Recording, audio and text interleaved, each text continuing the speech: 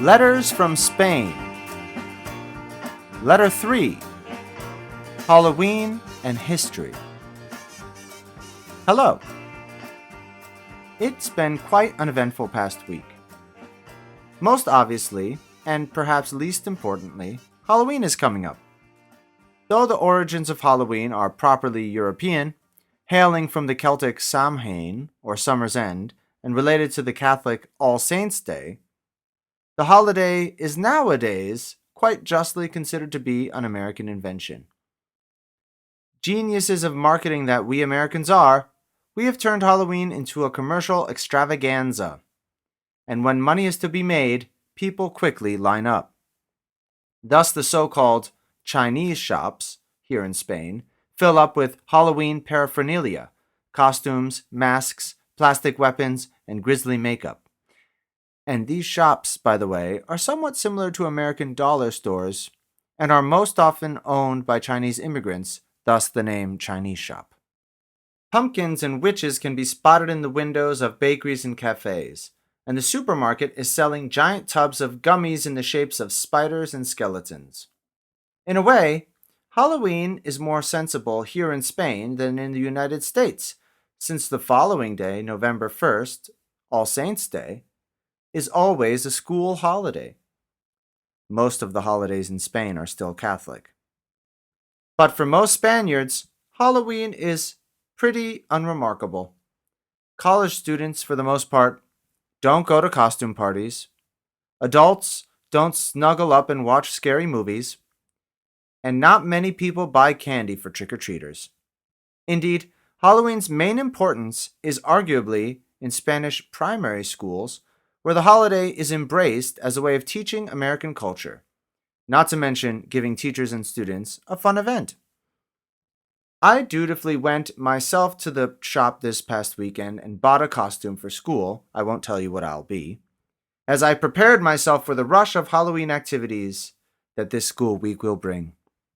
But to repeat, Halloween is probably the least important event in Spain during these past few weeks. In fact, I was amused the other day to see a sign in my local supermarket saying that Christmas is finally here.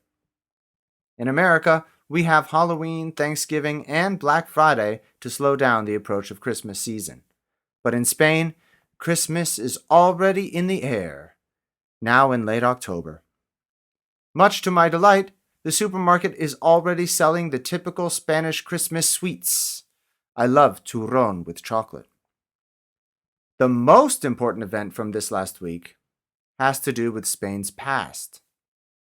The government made history this last Thursday by exhuming the mortal remains of dictator Francisco Franco from his burial place in the Valley of the Fallen. As you may recall, after winning the Spanish Civil War in 1939, Franco ruled Spain for 36 years until his death in 1975, a dictator of a repressive reactionary regime. The Valley of the Fallen is a tourist destination for many foreigners, but for Spaniards it remains deeply controversial. The place is undeniably impressive. Situated in the pine-covered mountains north of Madrid, it is a basilica built into the side of a granite mountain, topped with a 150-meter or nearly 500-foot tall cross. The Valley of the Fallen was ostensibly built as a place of reconciliation after the Civil War, but it is difficult to accept it as a truly neutral monument. For one, part of the labor that went into building it was performed by prisoners of war. Moreover, a great many of the over 33,000 fallen soldiers buried in the crypts of the basilica were moved there without the family's permission. They lie entombed in an enormous vault, unmarked and inaccessible to visitors. The only two marked graves in the valley belong to José Antonio Primo de Rivera, a leader of the proto-fascist Falangist Party, whose murder helped to trigger the Civil War, and Franco himself. The exhumation was the fruit of a long and bitter legal struggle between the socialist government and Franco's family, among other players. When the courts finally decided in the government's favor, the exhumation was quickly scheduled to proceed. The authorities were wisely afraid of sparking a violent protest. Spain has had enough of that in recent weeks with the riots in Barcelona, and so took pains to make the event as quiet as possible. The body, housed in a coffin draped with cloth and crowned with a wreath, was borne by his relatives to a hearse waiting at the foot of the stairs. A priest sprinkled holy water on the remains before the car drove a short distance to a helicopter waiting nearby. This mode of transport was thought convenient so as to avoid the disturbance along the way. It flew the dictator's bones to a cemetery north of Madrid, where Franco was reinterred next to his wife in a private ceremony. All things considered, the event was surprisingly calm. About 500 Franco supporters appeared outside the gates of the basilica, but there was no violence. The civil war is still quite a touchy subject in Spain. It is very much an open wound in the country's psyche, since naturally people are divided on the topic. Virtually every Spaniard alive has relatives who fought and died on one side or another, and the conclusion that Franco was an evil man is far from universally accepted. As an American, I can sympathize with this situation.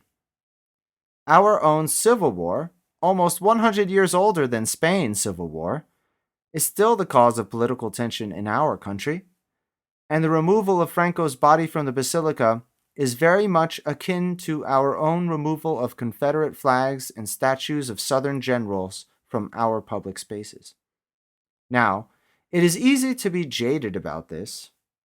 After all, such symbolic victories are good publicity for politicians, cheap, easy, and ultimately involving no real change for living people. Franco's bones were not hurting anyone. That being said, I do think that the heroes a country chooses to honor constitute a tacit statement of values. If we publicly honor men who fought for slavery, or men who trampled democracy underfoot, we condone these actions. A sophist might respond that Jefferson owned slaves and that King Philip II of Spain was also against democracy. So where do we draw the line? First, it is worth noting that the answer to this question is always somewhere. The necessity of making a decision is not an argument against decisions. Where we collectively choose to draw this line will inevitably be a matter of debate for every generation to come. But I hope that we can agree not to publicly honor men who deliberately fought against their own country with the aim of limiting human freedom. That statement applies just as readily to General Custer as it does to the Generalissimo Franco. Thanks to its civil war and the deep code of silence which followed, Spain remains, after Cambodia, the country with the most mass graves in the world. The Valley of the Fallen is the largest mass grave of them all. The country has a long way to go in dealing with this legacy, and this basilica is at the epicenter of the fatal question. My own vote is to deconsecrate the place and preserve it as a museum. But if that ever happens, it is many years off.